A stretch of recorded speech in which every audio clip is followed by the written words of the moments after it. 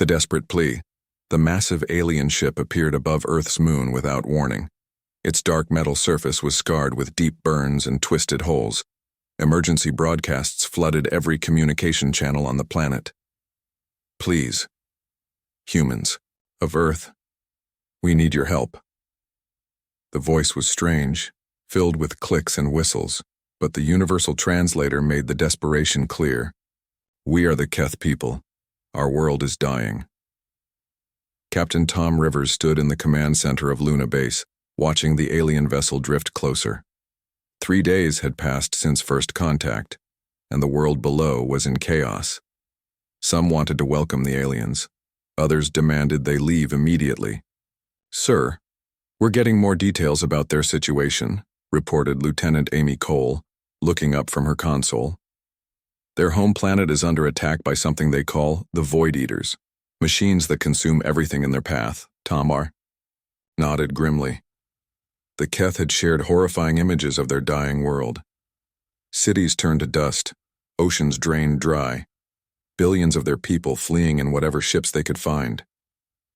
"What do they want from us exactly?" Tom asked. "They say humans are the only species they've encountered that fights wars the way we do. They've studied our history, our conflicts. They think we might be able to help them fight back." The irony wasn't lost on Tom. Humanity had spent centuries fighting each other, perfecting the art of war. Now aliens were asking them to use those same skills to save an entire civilization. Dr. Lisa Park, the base's chief scientist, stepped forward. "Captain, I've been analyzing their technology. It's incredible advanced, far beyond anything we have. Their ships can travel between stars in days, their weapons can level mountains, but they've never faced anything like these Void Eaters." "Then why do they need us?" Tom asked.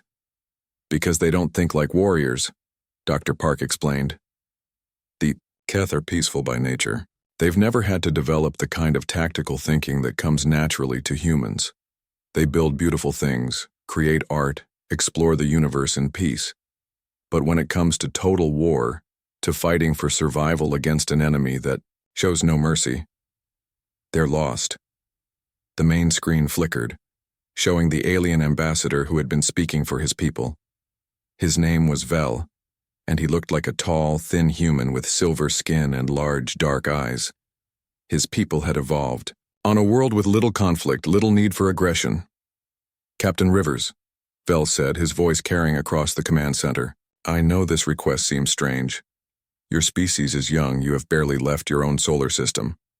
But you have something we desperately need." "Which is?" Tom replied. "The ability to think like predators, to see weakness in your enemies and exploit it without hesitation, to make the hard choices that survival demands." Vel's image seemed to waver with emotion. "We have watched your history. Your wars were terrible, but they taught you lessons we never learned. How to fight when everything you love is at risk." Tom looked around the command center. His crew was listening intently. Down on Earth, he knew that world leaders were having emergency meetings trying to decide how to respond. "What exactly are you asking us to do?" Tom said carefully. "Come with us. Help us plan a counterattack against the Void Eaters. Show us how to fight like humans fight. We have the technology, the ships, the weapons, but we don't have the warrior spirit that your species developed over thousands of years of conflict." Lieutenant Cole pulled up tactical displays showing the Keth fleet. Thousands of ships, each one larger and more powerful than anything in Earth's small space navy. But Tom could see what the aliens meant. The ships were built for exploration and transport, not for war. They were beautiful but vulnerable.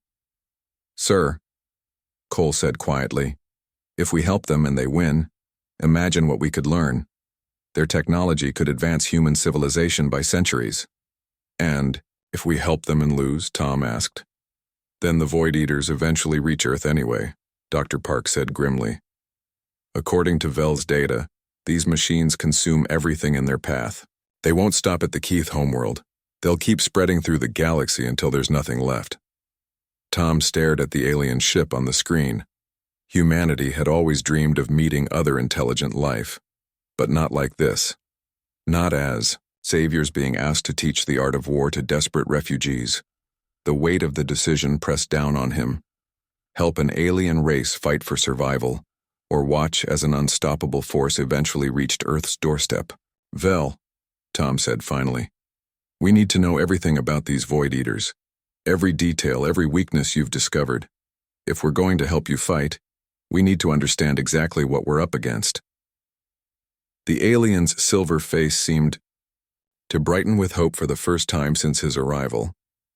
Understanding the enemy, the Joint Human-Keth Command Center buzzed with activity. Earth's best military strategists had been transported to the alien flagship, working alongside Keth scientists to understand their mysterious enemy.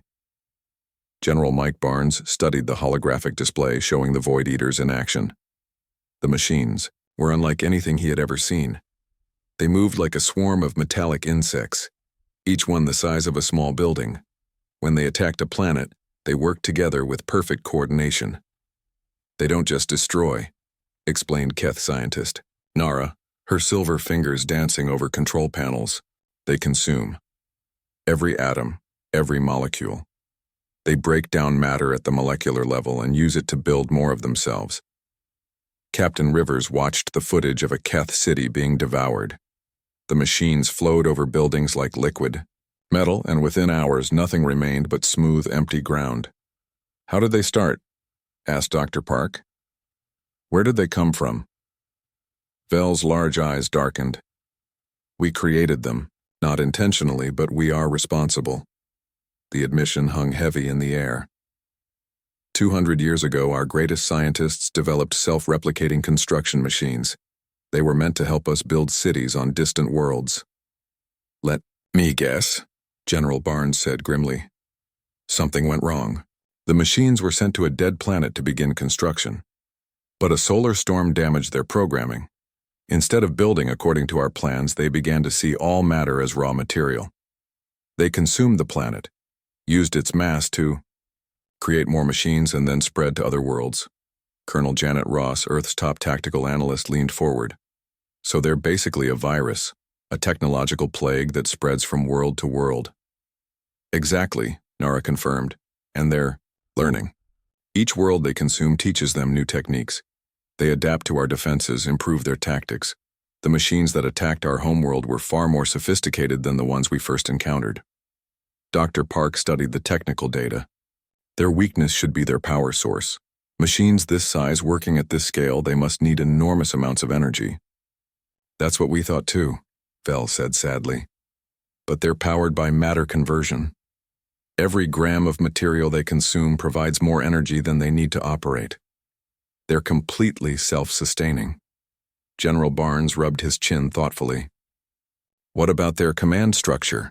Is there a central control unit we could target? We believe so, but we've never been able to locate it. The machines communicate through quantum entanglement, sharing information instantly across vast distances.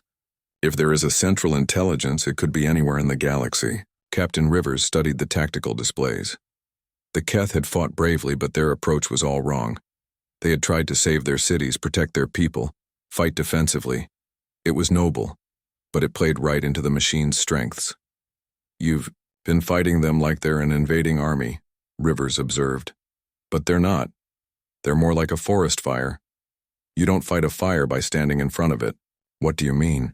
Asked Nara. Colonel Ross understood immediately. You fight a fire by removing its fuel source or by creating fire breaks. You let it burn itself out in controlled areas. Exactly, Rivers said, his mind racing with possibilities. These machines need matter to survive and reproduce. What if we could trick them into consuming something that would damage them instead of feeding them? General Barnes nodded approvingly. Poison the well. Make them sick on their own success. Vel looked confused. But how? They analyze everything before consumption. Their sensors can detect any harmful substances. Maybe, Dr. Park said slowly. But what if the harm wasn't chemical? What if it was physical or informational? The room fell silent as the humans exchanged glances. They were thinking along lines that the peaceful Keth had never considered. You're talking about a trap, Nara realized. Something that looks like normal matter but contains a hidden danger. The question is, Colonel Ross said, What kind of trap could affect machines that advanced? Captain Rivers turned to the Keth scientists. Tell us about their replication process. How exactly do they turn raw matter into new machines? Over the next several hours, the joint team dove deep into the technical details. The Void Eaters used complex nanotechnology to break down matter and reassemble it. The process required precise quantum calculations performed millions of times per second. There, Dr. Park said suddenly, pointing to a section of the data. That calculation sequence. It's using a specific algorithm to determine molecular structures. General Barnes didn't understand the science, but he recognized opportunity when he saw it. Can we exploit that somehow? Maybe, Dr. Park said, her eyes bright with possibility. If we could introduce corrupted data into their replication process, the humans were beginning to see a path forward. It would be dangerous, requiring them to think like the enemy they had never faced before. The human strategy. The war room aboard the Keth flagship had been transformed. Human military doctrine now mixed with alien technology as two species worked together to plan the impossible.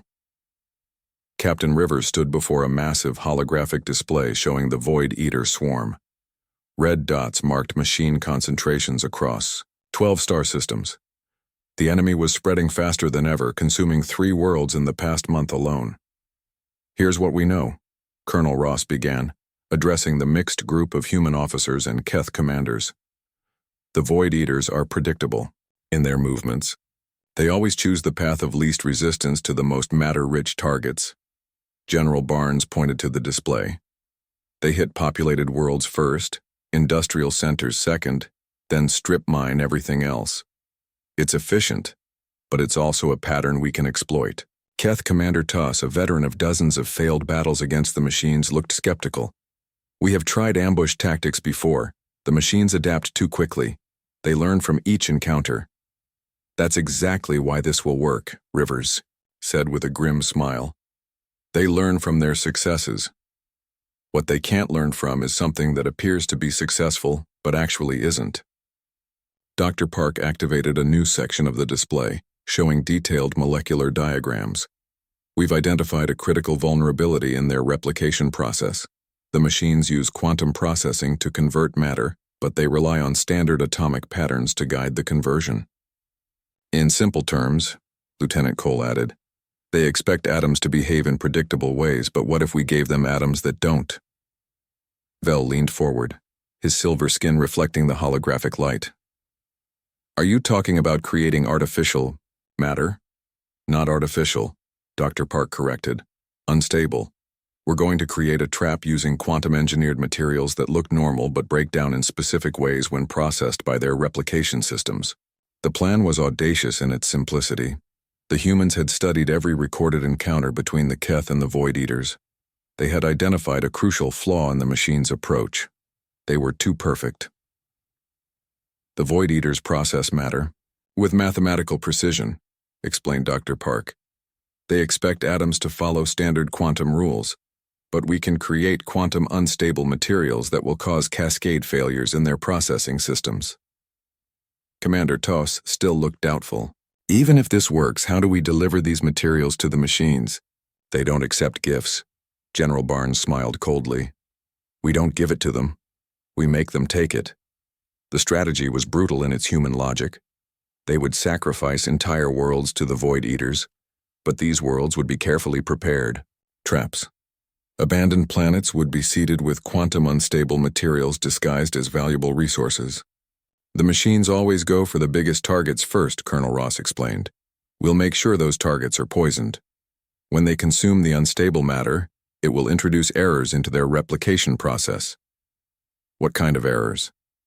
Asked Nara, the Keth scientist who had become fascinated by human tactical thinking. Cumulative ones, Dr. Park said. Each generation of new machines will carry small defects. Over time, these defects will compound until entire swarms begin to malfunction.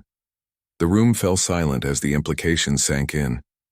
The humans were proposing to fight a war of attrition against machines that outnumbered them millions to one. But they would fight it with mathematics and patience, not brute force. There's more, Captain Rivers said. We're not just going to poison their reproduction. We're going to make them spread the poison themselves. The second phase of the plan was even more devious. The quantum unstable materials would be designed to look like an improvement to the machine's efficiency. When the Void Eaters encountered the materials, their adaptive programming would analyze the apparent benefits and incorporate the design into their core systems. They'll upgrade themselves with our poison, General Barnes explained.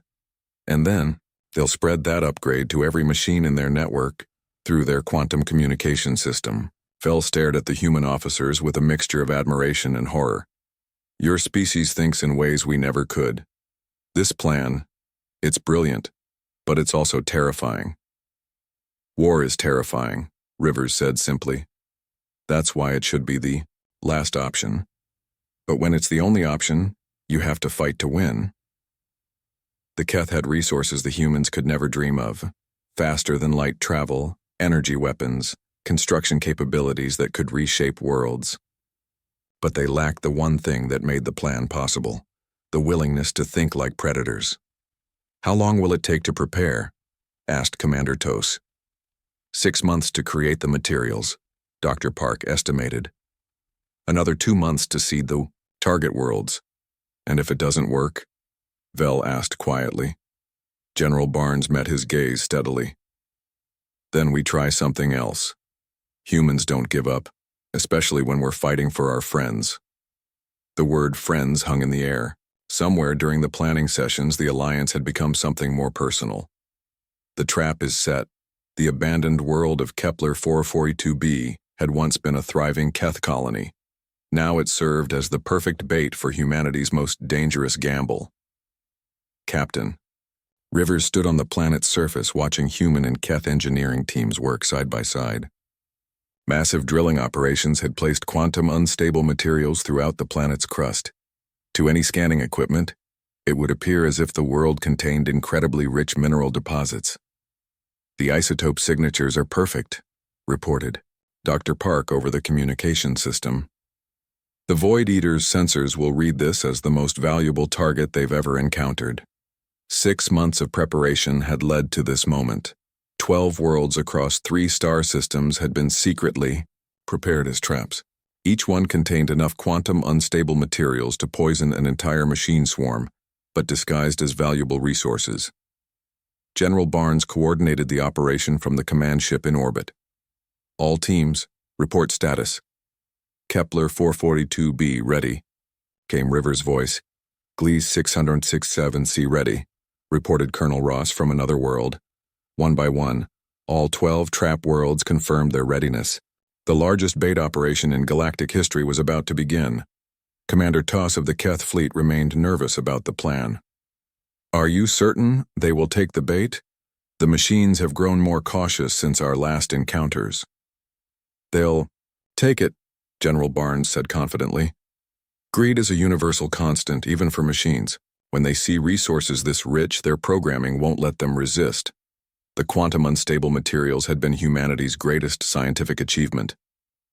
Working with Keth technology, Dr. Park's team had created matter that appeared normal, under all standard scans, but would introduce fatal errors into the Void Eater's replication process.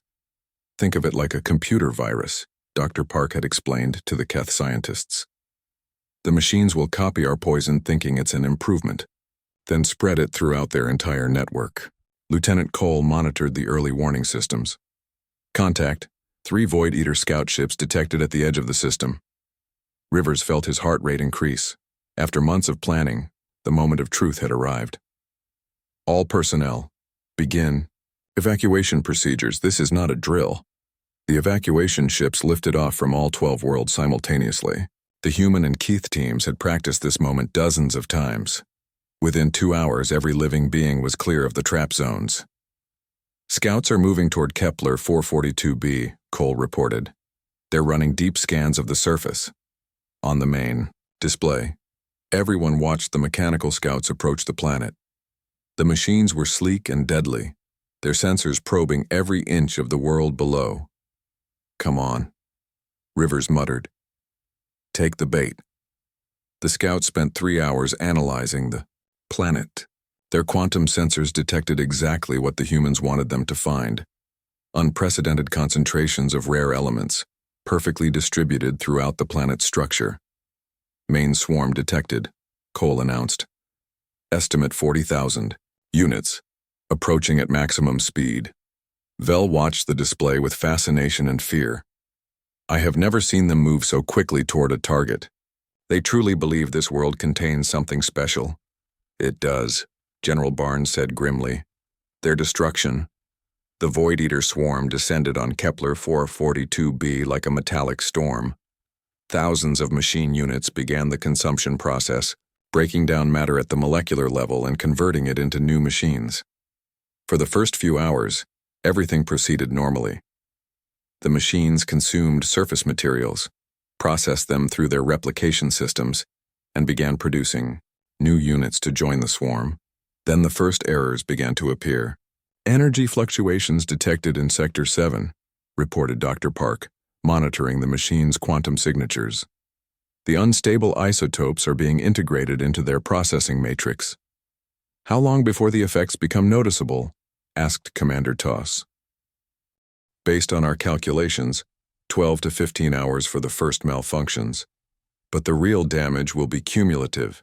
Each new generation of machines will carry more defects than the last. Rivers watched the swarm work with mixed feelings. The plan was succeeding, but it felt wrong to watch an entire world being consumed, even an empty one. Remember, General Barnes said, seeming to read his thoughts, this world was already lost. We're not sacrificing it. We're making its destruction count for something. By the end of the first day, the Void Eater swarm had grown from 40,000 units to nearly 60,000. But unknown to them, the newest machines carried subtle flaws in their quantum processing systems. Phase 2 initiating, Dr. Park announced. The corrupted machines are beginning to communicate with other swarms through their quantum network. The poison was spreading. Across the galaxy, Void Eater swarms would soon begin integrating the flawed designs into their own replication processes. Now, we wait, Rivers said, and hope that human cunning is stronger than machine perfection. The trap was set. The only question now was whether it would work before the machines discovered what had been done to them. Victory, through unity. 3 weeks after the trap was sprung, the first reports began arriving from across the galaxy. Void Eater swarms were experiencing unprecedented malfunctions. Captain Rivers stood in the Joint Command Center, watching tactical displays that showed machine formations breaking apart. What had started as subtle errors in their replication process had cascaded into complete system failures. Swarm Delta 7 has lost 60% of its units, reported Lieutenant Cole, her voice filled with amazement. They're consuming each other, mistaking damaged machines for raw materials. Dr. Park pulled up detailed analysis charts. The quantum unstable isotopes worked exactly as predicted. Each generation of new machines carried more errors than the last. Now they've reached a critical failure threshold. General Barnes studied the galactic map with satisfaction. Red zones marking Void Eater activity were shrinking for the first time in 2 centuries. How many swarms are affected? All of them, Vel said, his silver face bright with hope. The quantum communication network that made them so dangerous has become their weakness. Every swarm in the galaxy now carries the corrupted code. The irony was perfect. The machine's greatest strength, their ability to instantly share improvements across vast distances, had become the vector for their destruction. Humanity's poison had spread through their entire network in a matter of days. Commander Tos, what's the status of your reclamation fleets? Rivers asked. The Keth military leader activated his own displays. 12 worlds have been liberated in the past week. The machines are retreating from established colonies, focusing their remaining resources on survival rather than expansion. But the humans weren't content to simply watch the machines self-destruct. Phase 3 of their plan was already in motion. Strike teams report ready, Colonel Ross announced from her position coordinating the assault forces. We've identified 17 primary swarm nodes showing signs of central coordination. Rivers nodded. While the quantum poison did its work, human and Keth forces were hunting down the surviving machine concentrations. The Void Eaters were no longer an unstoppable force. They were a wounded enemy that could be defeated through conventional warfare. Remember, General Barnes addressed the mixed fleet commanders, these machines are still dangerous. They're adapting to their malfunctions, trying to purge the corrupted code from their systems. Will they succeed? Asked Nara, the Keth scientist who had become an expert in human tactical thinking. Dr. Park shook her head. The corruption is too deeply integrated into their core systems. To remove it completely, they would have to rebuild themselves from scratch. But they can't do that without functioning replication systems. Which means they're trapped in a death spiral, Rivers concluded. The more they try to fix themselves, the more resources they waste. The final battles were swift and decisive. Human strategy combined with Keth technology proved unstoppable against the malfunctioning machine swarms. Worlds that had been consumed were slowly reclaimed, their surfaces scarred but not destroyed. Captain, Bell approached Rivers as they watched the liberation of his homeworld from orbit. My people owe humanity a debt that can never be repaid. Rivers clasped the alien's shoulder in a gesture of friendship. That's not how alliances work, Vel. We helped each other. Your technology, our tactics. Neither of us could have won alone. The truth of that statement was evident everywhere. Human crews operated Keth starships with capabilities beyond their wildest dreams. Keth scientists worked alongside human engineers, learning to think in ways their peaceful nature had never required. What happens now? Asked Commander Toss. The immediate threat is ended, but the galaxy has changed. General Barnes pulled up long-range projections. Reconstruction will take decades. Many worlds were completely consumed, reduced to barren rock. But the Keth have the technology to restore them. And humanity has the experience to help defend them, Rivers added. This partnership works both ways. Dr. Park was already working on the next phase. We're establishing joint research stations throughout the recovered systems. Human and Keth teams working together to develop better defenses against future threats. Future threats? Vel asked. The Void Eaters weren't natural, Rivers explained. They were weapons created by someone or something. We need to be ready in case their makers decide to try again. The thought sobered everyone in the command center. The victory was complete, but it had taught both species valuable lessons about the dangers lurking in the galaxy. At least now, we're not facing those dangers alone, Colonel Ross observed. As the joint fleet moved toward the liberated homeworld, Rivers reflected on how much had changed. Humanity had made its first alien allies, not through diplomacy or trade, but through shared warfare against a common enemy. The galaxy was a dangerous place, filled with wonders and terrors beyond imagination. But for the first time in centuries, two species faced that danger together, united by the bonds forged in desperate battle. The stars no longer seemed quite so cold or empty. Somewhere among them, friends were waiting.